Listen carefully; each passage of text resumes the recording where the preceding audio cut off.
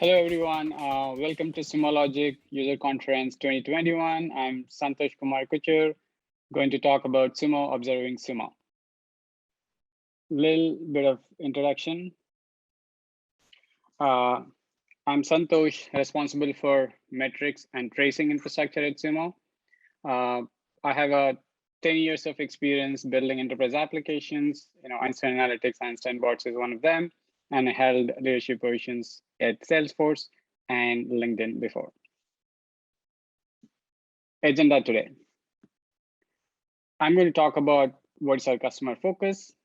And I also talk about Sumo as a customer of our own observability and why observability is hard, especially looking at how Sumo's infrastructure is. And I'll touch upon how do we resolve issues faster using observability platform. And I'll end with reliability management, like how do we set service level objectives and also have some sort of alerts enabled for any SLI that might degrade SLO.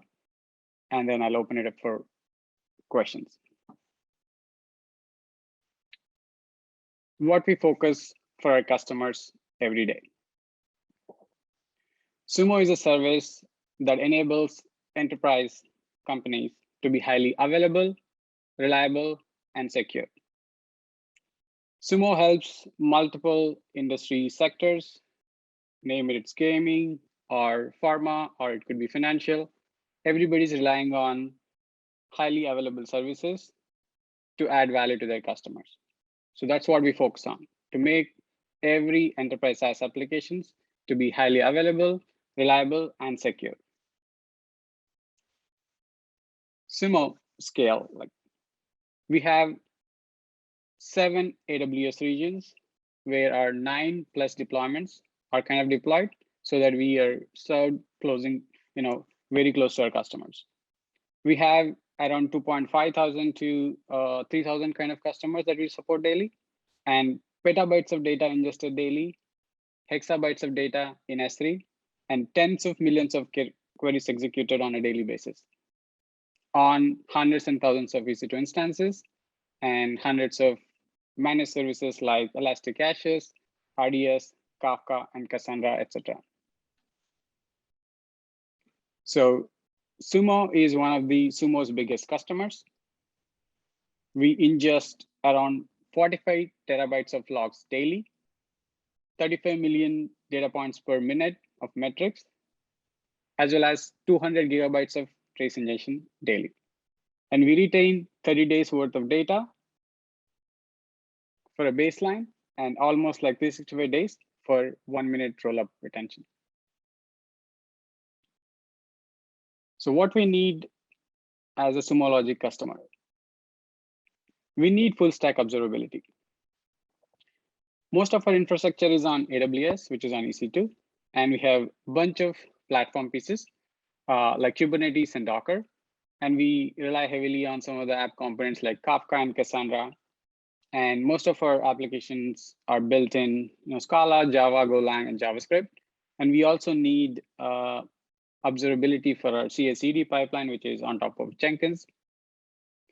And if you look at overall what kind of data types that we kind of need, 33% of our metrics are coming from purely Kubernetes collection, and 32% of metrics are coming from custom application metrics. 27% metrics are coming from host metrics and collections. And remaining 3% are coming from AWS Cloud Vibes. And vast majority of logs are coming from obviously the application layer. What data is most important to us? So these are all in priority order. Logs from whole infrastructure, application logs, and Kubernetes logs, and cluster and host core resources, including Kubernetes, and custom metrics from applications. You also get custom metrics for free on top of our platform. External resources from AWS like RDS, caches, and many things more. And some of the things which are also crucial for us is cloud health data, Jenkins data, and PagerDuty data. Reliability strategies. How do we make our own observer experience productive and happy? So for observability platform to be more reliable, there are like three things which are super critical. One is data collection, the collectors for metrics, traces, and logs. And once we have the collection done, how do we enable ad hoc searches and operators so that you're trying to understand what this data about? And also the third part is how do we create dashboards and monitors on top of it to identify any kind of incidents that happen. Using metrics. So we ingest 30 plus million metrics per minute every single day across all of our productions. And Sumo is like one of the largest metrics customers of its own. We have like 20 million active metrics. And also that is equivalent to 25 terabytes of logs ingested per day, which is measuring the heart rate of all the peoples living in Australia every single minute. Logging best practices. There are 5 Ws that you really need to think about for a good log structure, especially when the issue kind of happened. The timestamp and time zone is super important, and what happened, like error code, impact level, etc. And where did it happen, like on which host, which gateway, and who was involved, like user, customer name, other information that helps us nail down, and where is it coming from, like example, source IP and who initiated it, etc. This is the how a healthy log line looks like. Timestamp, log level, time zone, class or method, and then thread. Every time when any kind of incident happens, we know exactly what's the scope and then exactly when it happened, and what is the customer who is getting impacted.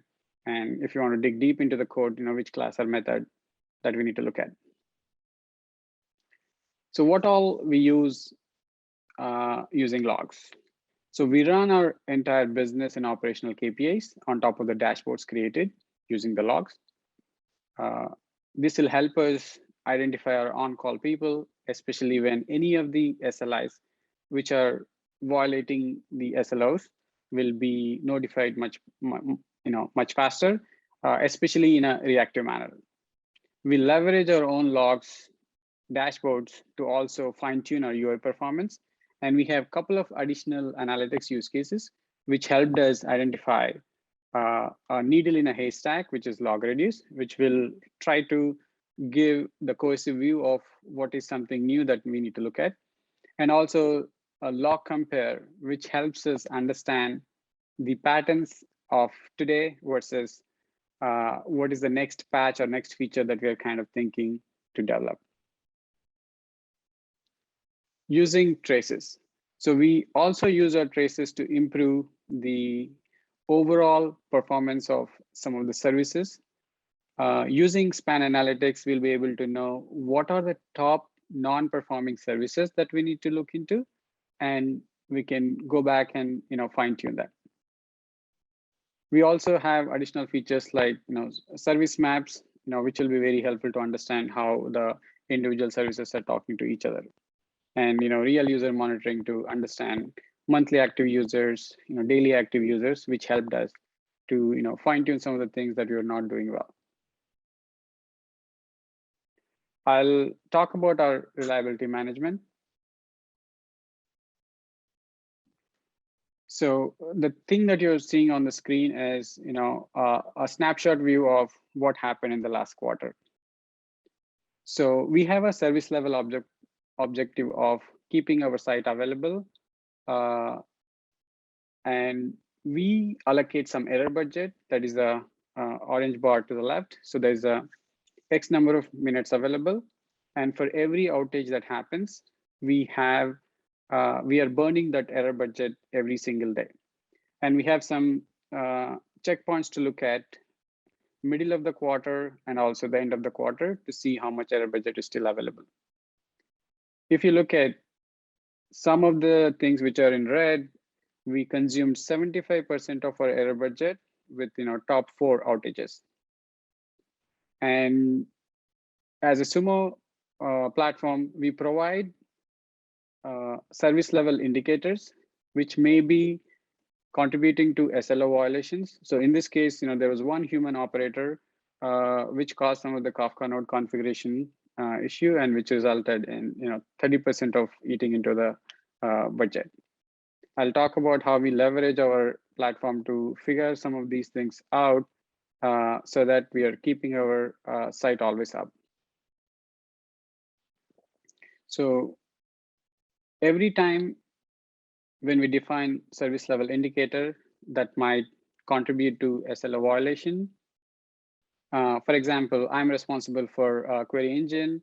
For any reason the latency is increased, I'm the person who is responsible for it. You can come and catch my neck. Even when we see this happening live in our production, we create monitors on top of it for this SLI. And then when this SLI is getting degraded, we provide a notification or an email to on-call engineer. This is how it looks like, with appropriate playbook defined. When some of those incident happens, what are some of the things that you should be doing differently, and also leverage one of the alert response pages that we are developing, which will give us exactly what are the things that are going wrong with your production instances, and also rectified actions involved to resolve the incident much faster. These are the top 3 takeaways I want you to take away from this conversation. 3 things. One is define SLOs, and then observe SLIs that are contributing to SLO violation, and also alert on call when these SLIs are diverging. And the third thing is leverage alert response page to improve availability and reliability. Thank you. I'm opening this up for questions.